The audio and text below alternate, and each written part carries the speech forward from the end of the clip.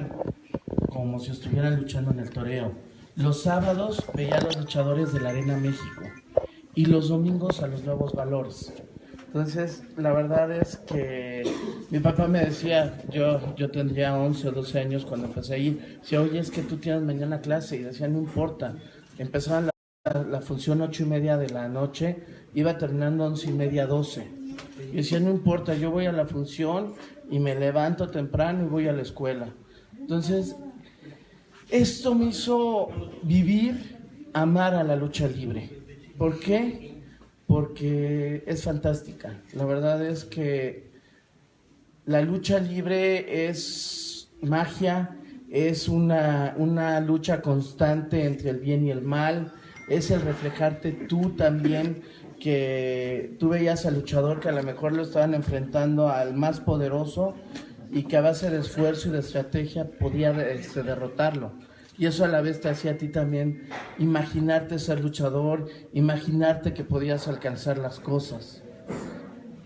Entonces yo decido nada más coleccionar cosas de lucha.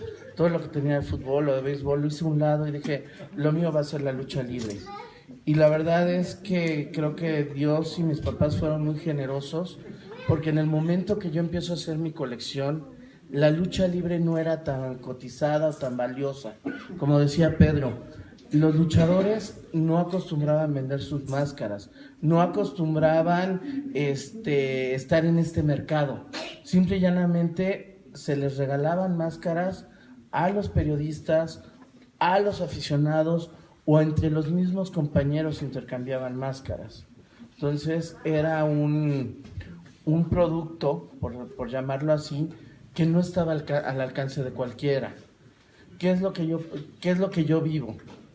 Empiezo a comprar revistas, empiezo a conocer fotógrafos.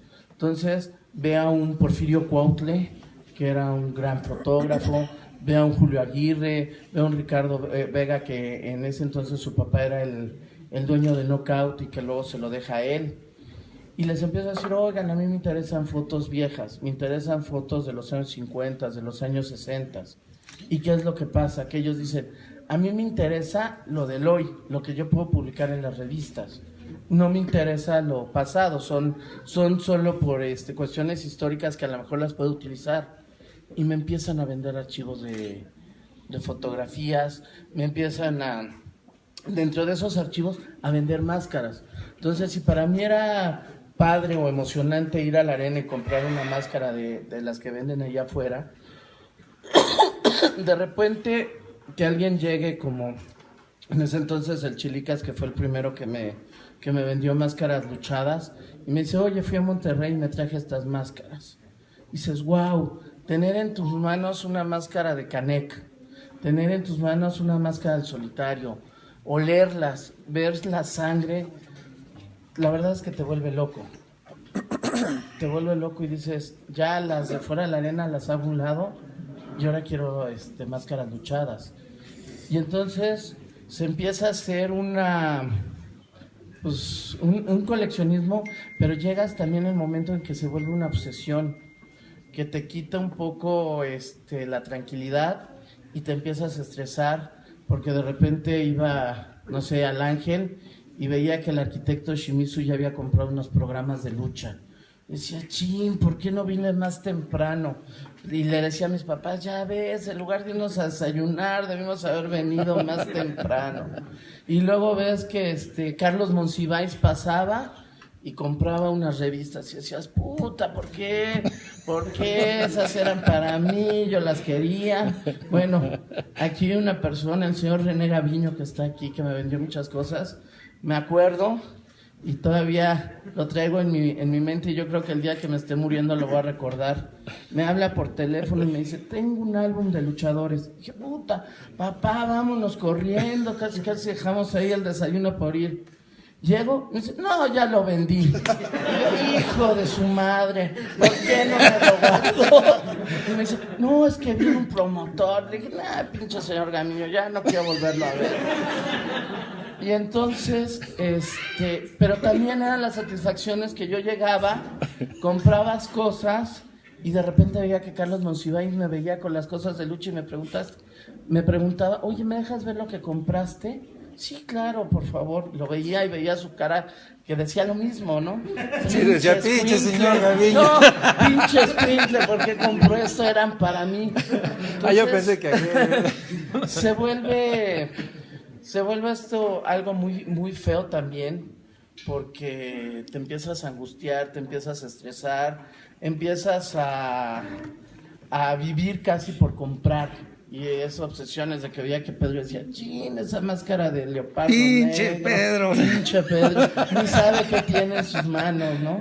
Sí. Pero al final de cuentas tienes que ir madurando. El coleccionismo también te va haciendo madurar, te va haciendo pensar que en lugar de ver lo que otros tienen, es mejor disfrutar y aprovechar lo que tú tienes.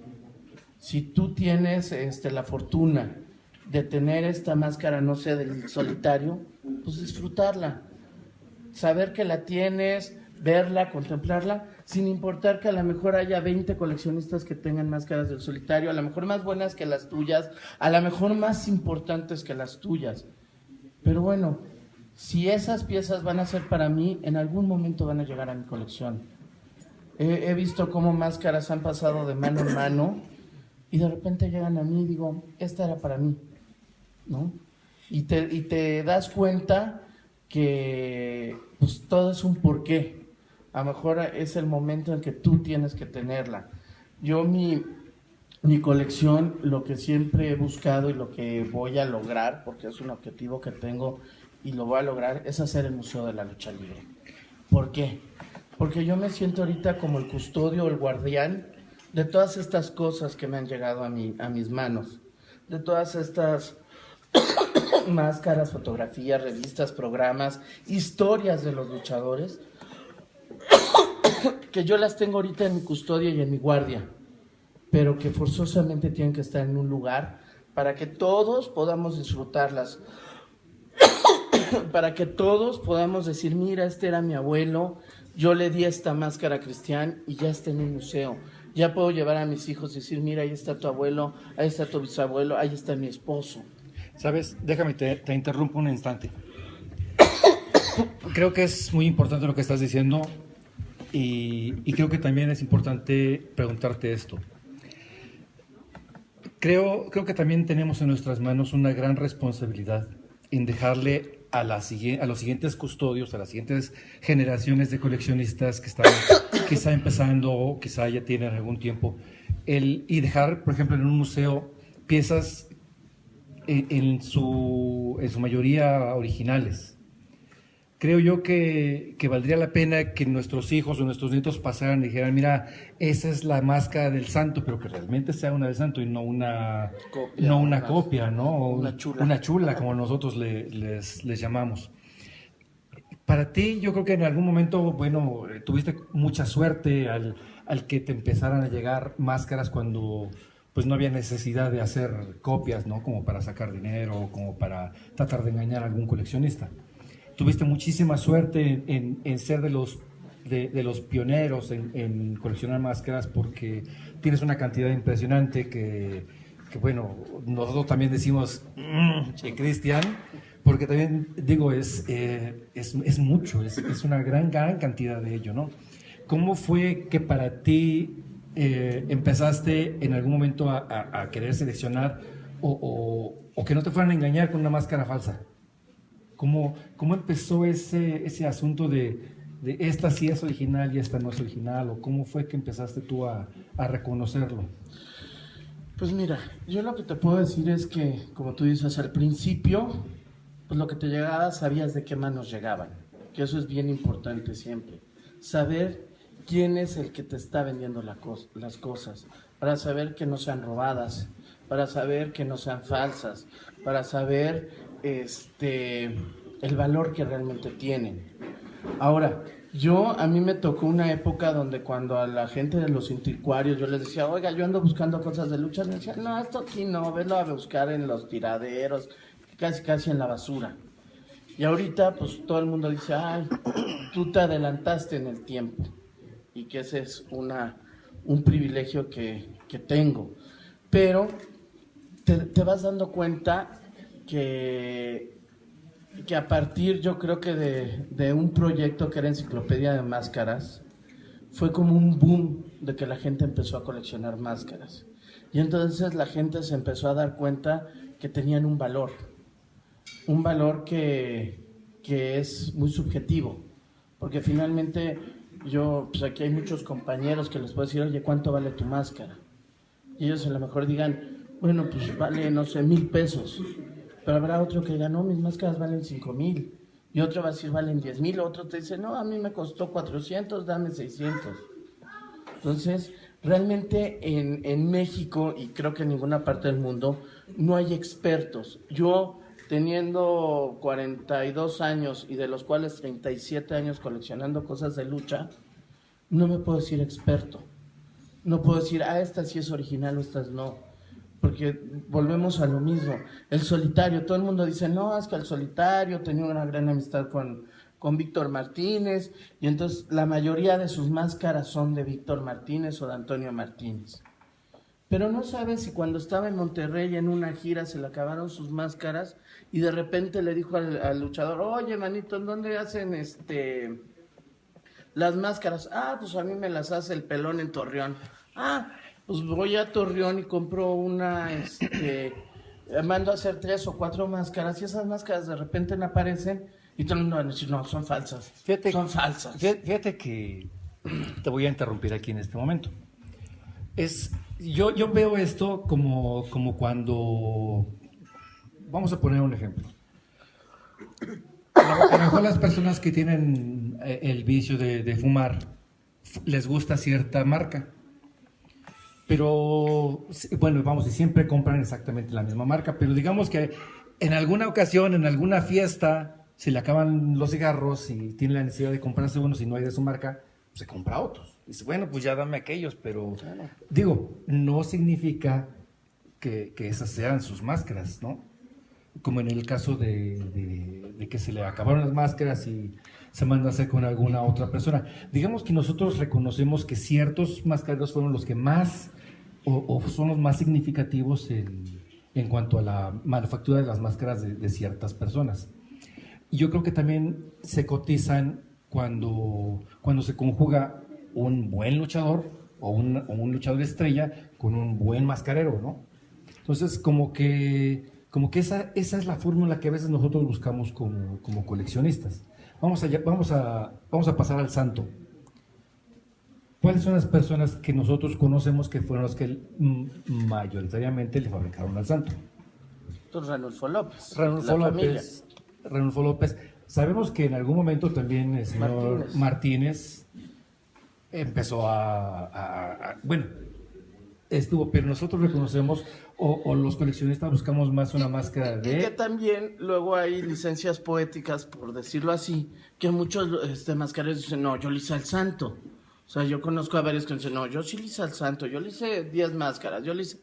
La verdad es que son cosas que pues no sabemos, ¿no? Y que, como decía, no hay un experto que me pueda decir, y eso es lo que yo siempre he buscado en mi colección y en mi vida, que nadie tiene la verdad absoluta. Muchas veces puede llegar alguien y decirte, esta máscara de Kung Fu no, es falsa, Raúl Romero no hacía esta etiqueta, pero a lo mejor tú la ves, tú la puedes saber porque ya tienes un sexto sentido, por decirlo así, y además se te vuelven ojos como moscas, que yo digo, vas a un lugar y inmediatamente yo puedo reconocer lo de luchas. Entonces, eso te va dando también la experiencia. Pero esas verdades absolutas por ejemplo, el otro día una persona me dice, no, mira, esta máscara es la máscara de esta foto en esta revista. ¿Cómo lo sabes? O sea, tendrías que tener una lupa para estar viendo hilo por hilo, viendo tela por tela y detalle por detalle para poder hacer ese reconocimiento. Porque yo le dije a este chavo, ¿sabes que yo tengo una máscara del mismo lote? ¿Por qué? Porque los mascareros eso hacían. Cuando llegaba el Santo, cuando llegaba Septiembre Negro, le decía, me hace 20 máscaras. Pues obviamente debe haber 10 máscaras o 15 máscaras de un mismo lote, de la misma piel, de la misma tela, con las mismas costuras, y es muy difícil.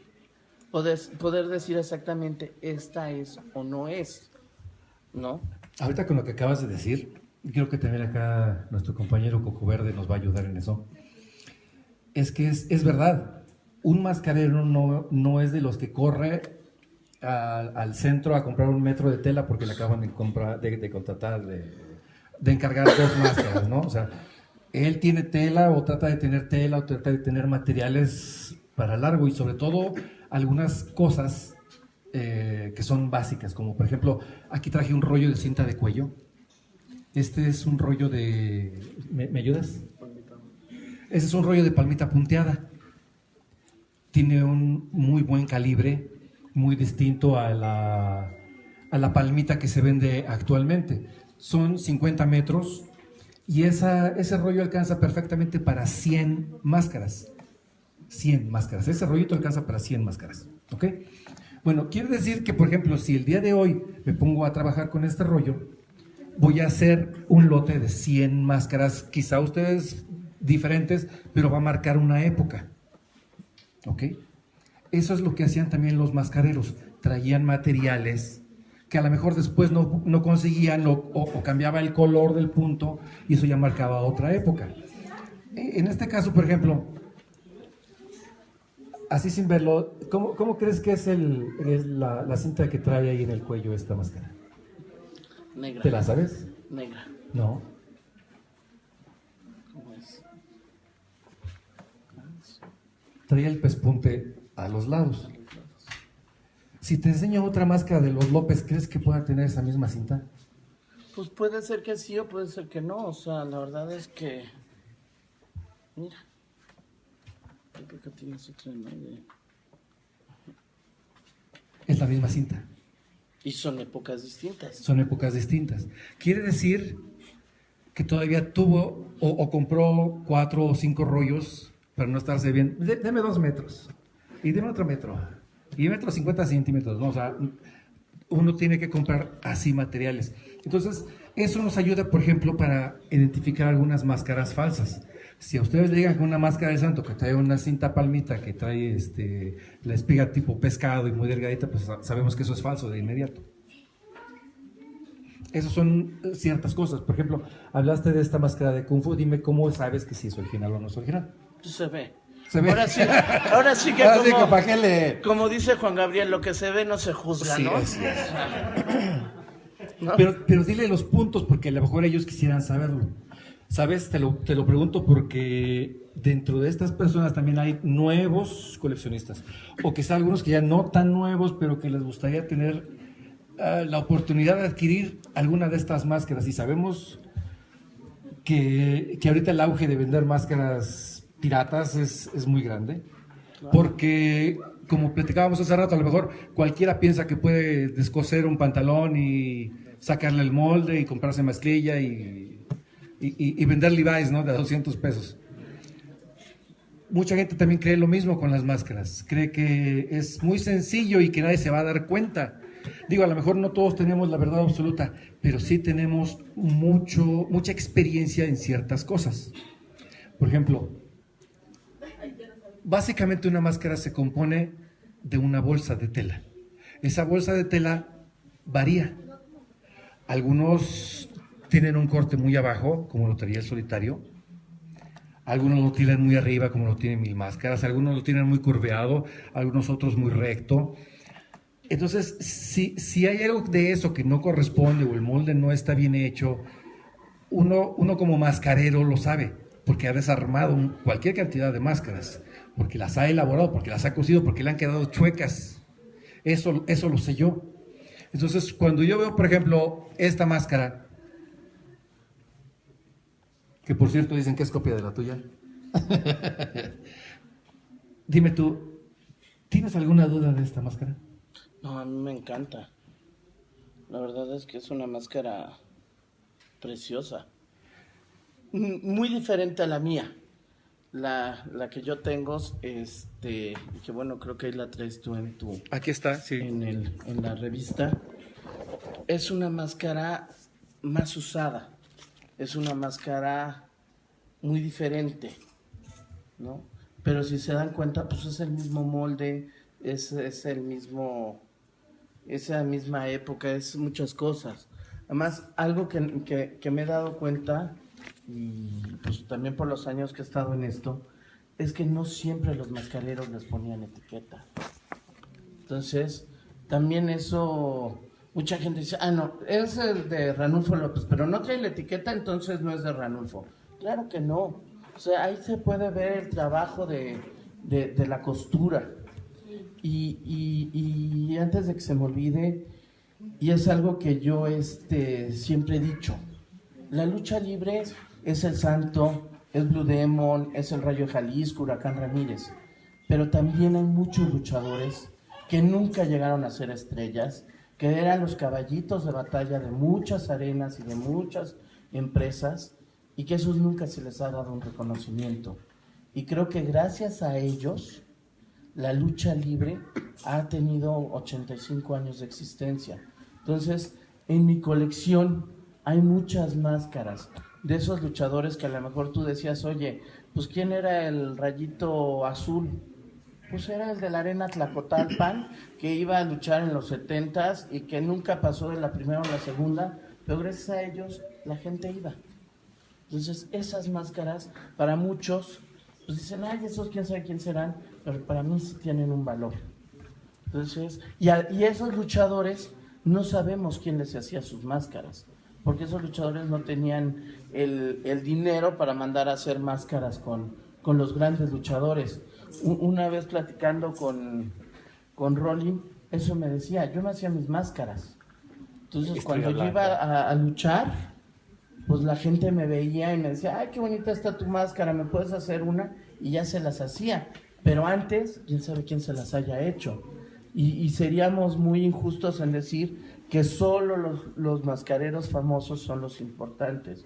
Hay muchísimos mascareros, no solo en el Distrito Federal, sino en Guadalajara, sino en Torreón, en Veracruz, en Ciudad Juárez, donde hubo lucha libre, y que hubo lucha libre desde los años 40 o 30, y que finalmente les hacían allá las máscaras. Es como esta teoría de Víctor Martínez de que su papá inventó la máscara. A lo mejor la inventó como la conocemos ahorita, pero desde los años 20, desde 1910 en Estados Unidos, había luchadores enmascarados. Y el mismo patrón de este luchador enmascarado en Estados Unidos es el mismo patrón que utiliza Salvador Luterot en 1934, en marzo, para traer un enmascarados. El llamar la atención, el general, el decir, oigan, ¿quién es este enmascarado? ¿Quién es este enmascarado? Y perdónenme, Martínez dice que él le hace la máscara a la Maravilla Enmascarada. La Maravilla Enmascarada lucha en noviembre del 34. En marzo del 34 estaba el enmascarado. Había el enmascarado de Chicago, había el enmascarado de USA, había muchos enmascarados antes y que no les hizo las máscaras Martínez. Ahora, Ranulfo, en una entrevista que le hacen a la revista Lucha Libre, él dice, yo al Fantasma Dorado en 1934 le hice una máscara. Entonces, esa es la importancia de documentarse. Y además es muy distinto el molde de Antonio Martínez que el de Ranulfo López. Entonces... Sí, es importantísimo que también nosotros cotejamos la historia con lo que nos están mostrando. A lo mejor Martínez lo único que fue haciendo fue distorsionando la historia a conveniencia, no sé cómo interpretarlo, pero yo creo que básicamente lo que él quiere decir que él fue o él es el que continuó de manera constante haciendo máscaras y no solamente una o dos para alguien, y que además tiene la patente, tuvo la gracia, la idea, la intención de ir a patentar su molde y a partir de ahí agarrarse de eso y pues de que la primera máscara es mía porque la que lo documento soy yo, ¿no? Estas dos máscaras son ejemplo de aquellos mascareros de provincia, porque también no todo es aquí en México, ¿no? O sea, como bien dices, hay muchos luchadores que llegan de provincia, que llegan con sus máscaras de aquellos luchadores, de aquellos mascareros, perdón, y inician con ellas. Tú tienes una máscara que es importantísima, Yo creo que es de esas joyas que deben de perdurar, pero para siempre. Esa es la máscara con la que llega aquí el solitario a la Ciudad de México. Y yo estoy, bueno, lo hemos platicado tú y yo tengo esa idea de que ese modelo es la máscara que él usaba como el Zika. Llega aquí a México con esa máscara, con una máscara elaborada por Pedro Martínez, con exactamente este mismo corte. Y es de un raso con un antifaz en oro, todo en oro. Me encanta esa máscara, esa es de las máscaras que sabemos que pues no nos pertenecen. Ahorita somos custodios, como tú dijiste, ¿no? Somos custodios de esto, pero miren, ya falleció la persona que elaboró esta máscara. Ya falleció el enmascarado. Ya falleció la persona que la tenía antes que yo. Ahora la tengo yo. Y esta máscara debe de sobrevivir, a mí incluso. Y tiene que seguir para que las demás generaciones puedan ver. Y ojalá se dé, Cristian, en un futuro muy cercano, que se organice y que tú puedas tener la oportunidad de tener ese museo para que estas máscaras puedan ser patrimonio de todo México, que es a quien le pertenece esto, ¿no? Claro, y que bueno, ahorita que hacía mención a la máscara esta del solitario que tengo la dicha de tener, les voy a contar una anécdota. Una vez llegó una persona y me dice, mira, te quiero vender la máscara del Zika, del solitario cuando luchaba en Guadalajara. Ah, pues tráemela, está perfecto. Entonces me llega una máscara y trae la etiqueta de Ranulfo López. Le digo, oye, pues la verdad es que no me gusta. ¿Pero por qué no te gusta? Si ves, es una fregonería, nunca en tu vida la vas a volver a ver. Dije, bueno, la verdad es que yo pienso que el solitario, cuando viene a la Ciudad de México, pues no tenía dinero. No tenía dinero para gastar en una máscara de Ranulfo López, que era una máscara cara. Entonces, la verdad es que no creo que sea esta máscara. Bueno, está bien, ya se va. Como a los 2 meses me llega otra cuate con una máscara igualita, pero ya sin la etiqueta de Ranulfo. Me dice, traigo la máscara del Zika. ¿Y saben qué? La verdad es que... Vayan a venderla, pues, sí. Y alguna gente la compró pensando y piensa que tiene ese tesoro en su colección. Pero bueno, yo lo que les puedo decir a las personas que coleccionen lo que les guste. Si una máscara les gusta, que hizo Pedro, que hizo Ranulfo, quien la haya hecho, si a ustedes les gusten, no lo coleccionen pensando que tienen la maravilla del mundo. Lo que les dé satisfacción a ustedes, eso háganlo. No importa que esta máscara del solitario sea falsa. Si para ti te gusta, si para ti cumple con los estándares de felicidad, quédatela. No piensas que coleccionar máscaras o coleccionar cosas de lucha libre te va a hacer millonario, que el día que tengas un problema la vas a vender y vas a salir de apuros. No es cierto. Nadie va a pagar ni nadie va a querer lo que tú quieres. Ni sabe ni va a darle el valor que tú le das como coleccionista. Entonces, la verdad es que disfruten las cosas que tienen. Nadie es eterno. Mi papá murió va a cumplir 1 año. Y toda su colección de libros, toda su colección de antigüedades, todo lo que para él significaba mucho, ahorita a nosotros nos tienen un dilema. Porque mi papá sabía que era lo que tenía. Tenía decretos, tenía edictos, firmas de Maximiliano, firmas de Benito Juárez, que solo él sabía qué era. Y solo él sabía por qué lo tenía y cuál era la importancia histórica de esos documentos.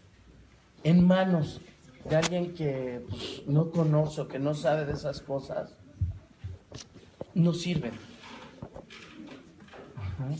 Entonces...